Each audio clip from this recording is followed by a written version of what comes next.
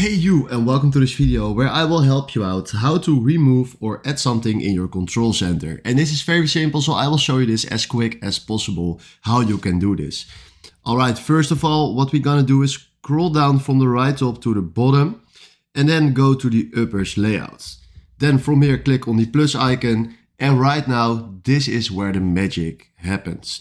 Now what we're gonna do, we can delete some things by clicking on the minus icon, and then from here on the minus icon, this is how you can delete something from your control panel. And when we want to add something, we click on add a control, and then you can add the feature or the thing that you prefer or what you want to use. So for me, it's the scan QR code. And this is seriously how easy it is, how you can delete or add something in your control panel or control center. Alright, this is how it works. If you found this video helpful, please consider subscribing and give this video a like. And then for now, thanks for watching.